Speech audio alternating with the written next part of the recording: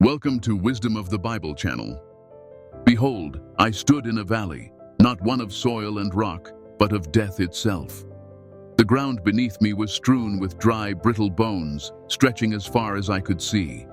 It was a silent graveyard of despair, devoid of any sign of life, until the voice of the Lord thundered, "Son of man, can these bones live?" A miracle followed that would shake both heaven and earth, unveiling a hope capable of turning death into life and despair into triumph. Here is how it began. I was merely a priest, a son of Buzi, living among the exiles near the Kabar River. Babylon had carried us off from our homeland, taken away the temple, and scattered us like dust on the wind. Among the people there was only defeat, their songs muted in a place that was not theirs. How could we sing the Lord's song on foreign soil? We felt shattered, our identity as chosen ones broken, our covenant seemingly lost. I felt the weight of exile with every breath, never expecting what lay ahead. On the day of my calling, I was among the exiles when the heavens opened, revealing visions of God, more than distant dreams, more than faint echoes in the dark. They were vivid and staggering, shaking me to my core. I saw a great cloud of storm, alive with fire, ringed with a brilliant radiance. Within it, I beheld living creatures unlike anything I could have imagined, each bearing 4 faces: human, lion, ox, and eagle. Their wings touched, and wheels moved with them, wheels within wheels, gleaming like beryl. High above was a throne, shining like sapphire, occupied by a figure whose likeness was fire, blazing with the glory of God. I fell to the ground, trembling, as the Almighty's voice roared from above. In that instant, my life was forever changed. My name was called, and I was told to stand and listen. A scroll, covered in words of lamentation and woe, was given to me. "Eat this scroll," the voice commanded. Though I was afraid, I obeyed. It was sweet as honey, yet I knew it carried judgment and sorrow within its message.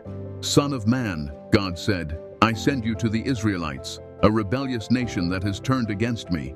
They are stubborn and unyielding, but you must deliver my words, whether they hear or refuse to hear."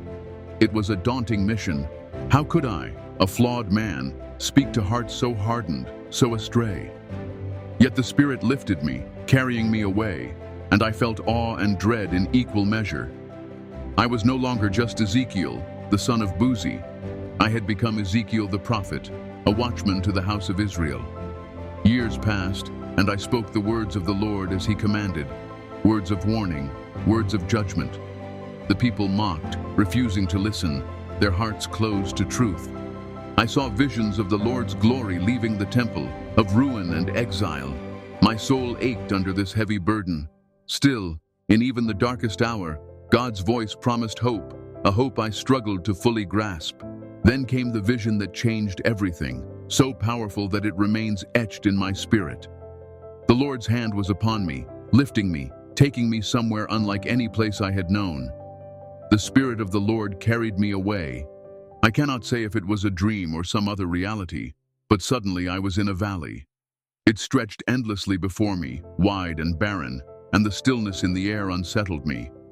At first, there was only emptiness, but then I noticed them. Bones, worn and fragile, covering the valley floor in a pale sea of white. There were endless piles of these remains, a grim reminder of lives lost to time. They no longer resembled people, only the stark remnants of their existence. The valley itself felt heavy, as though it grieved for what was gone. The Spirit led me deeper into the valley, and I stood there, staggered by the sight. Everywhere, bones upon bones, skulls, ribs, remnants, all left without a grave. It was an open wound on the land. The hush weighed on me, and I thought, who were they? What fate brought them here? Then God spoke, shattering the silence. "Son of man, can these bones live?" The question froze me. Live, these brittle remains. Yet I knew I should not doubt the Lord's power. I answered, "Sovereign Lord, you alone know." His command came swiftly, a blend of dread and amazement. "Prophesy to these bones and say to them, 'Dry bones, hear the word of the Lord. This is what the Sovereign Lord says to these bones. I will make breath enter you, and you will come to life. I will attach tendons to you, and make flesh grow over you, and cover you with skin. I will put breath in you, and you will come to life. Then you will know that I am the Lord. I stood firm, even as my heart beat wildly. To speak to bones felt absurd, but I had witnessed God's power too many times to doubt him now. I lifted my voice and spoke the words he had given me. Dry bones, hear the word of the Lord. The valley trembled beneath my feet as I spoke. A faint rattle grew into a roar, and the bones began to stir. They clinked and rustled, moving with an invisible purpose. I watched in astonishment as each bone found its place, forming skeletons. Tendons stretched over them, and flesh appeared. Muscle and tissue wrapped around the bones, and then skin sealed them. Where only dry bones had been, now lay entire bodies, silent but complete. Still, there was no life. Then the Lord spoke again. Prophecy to the breath. Prophecy, Son of Man, and say to it, this is what the Sovereign Lord says. Come, breath, from the four winds and breathe into these slain that they may live. I turned my gaze to the sky, my voice filled with urgency. Come, breath, from the four winds and breathe into these slain that they may live. Winds rushed in from all directions, filling the dead air with a powerful force. The bodies before me shuddered, their chests heaving with new breath. They stood up, an immense army, vibrant and strong, gazing with eyes brimming with life. The valley, once silent and stark, was filled with the pulse of living souls. My heart pounded with awe at the wonder unfolding before me. Son of man, the Lord said, these bones are the people of Israel. They say, our bones are dried up and our hope is gone. We are cut off. Therefore prophesy and say to them, this is what the Sovereign Lord says. My people, I am going to open your graves and bring you up from them. I will bring you back to the land of Israel. Then you, my people, will know that I am the Lord when I open your graves and bring you up from them.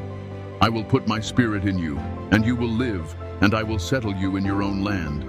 Then you will know that I, the Lord, have spoken, and I have done it. I collapsed to my knees, overwhelmed by the majesty of this revelation, by the power of the Lord, by the promise he was extending to his people. The dry bones were no longer just bones. They were living proof that God could bring life from death and joy from despair. In that moment, I realized the Valley of Bones was more than a miraculous sight. It was a testament to God's unbreakable faithfulness. Even when all seemed lost, he reminded us that his power transcends every boundary of death or defeat. He would break open their graves, both physical and symbolic, and lead them out. Seeing the bones rise, form flesh, and breathe again was his pledge of total restoration.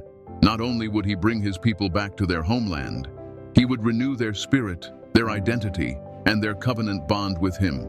This was no mere promise. It was God showing that his ability to revive and rebuild is greater than any destruction or scattering. I will put my spirit in you, and you will live, the Lord declared, those words echoing in my heart. This spoke of more than a return to the land.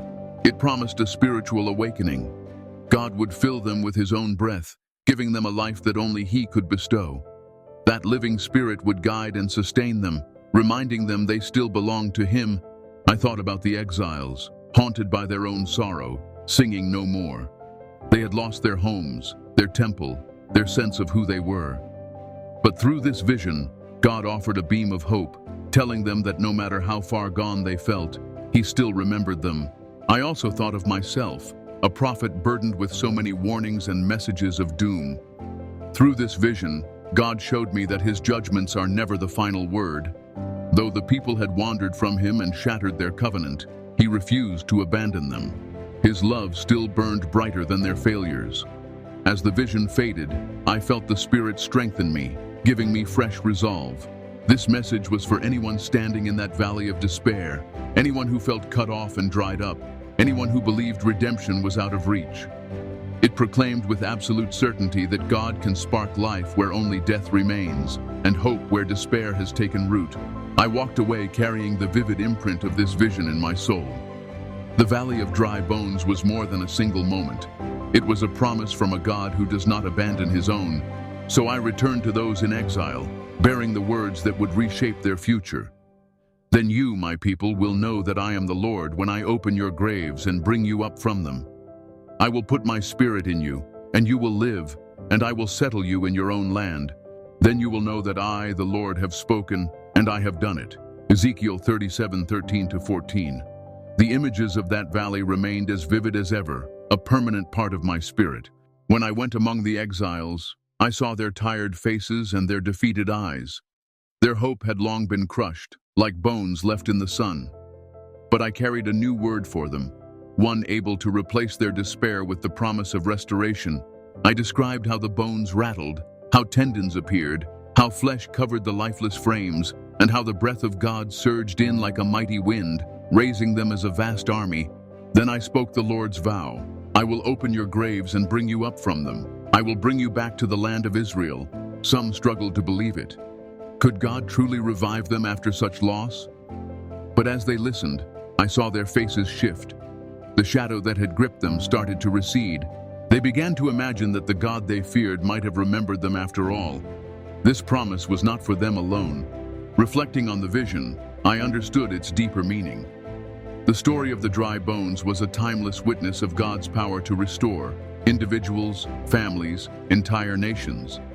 It was proof that He can breathe life into any state of hopelessness. In the years ahead, I watched how God kept His word. The exiles found renewed purpose, a reason to hope again. When Cyrus of Persia allowed them to return, I saw God's promise take shape. They rebuilt their homes, their cities, and the temple. Yet what truly mattered was how they reclaimed their identity as God's own people, called to honor Him.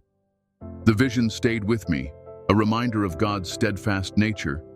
It taught me that nothing lies beyond His healing power. No life is too broken for His mercy. In times of bleakness, He is still working toward redemption, and the vision resonates even now. Through the generations, it remains a beacon for all who feel empty or abandoned. For the one burdened by guilt, it offers pardon. For the sorrowful, it brings comfort. For those who wander, it shows the way home. The Valley of Dry Bones is not just a tale of old. It stands forever as proof of God's authority to resurrect and renew. Looking back, I marvel at how He drew me into His plan, gave me words to proclaim, and allowed me to witness such wonders. I saw the unimaginable unfold before my eyes. Bones becoming whole, silent bodies awakening, a nation rediscovering hope. I learned that God's promises are never in vain. Though a place may seem barren as a graveyard, it can become a scene of triumph. It is a testament that where God's word is spoken, life emerges. And as long as there are dry bones, in valleys, in hearts, in nations, His breath will still stir them to life, for He is the Lord, and His word stands unshakable. Thus ends the story of the Valley of Dry Bones, though its echo will forever resound. It is a narrative of renewal, of rebirth, and of a God whose might has no limits.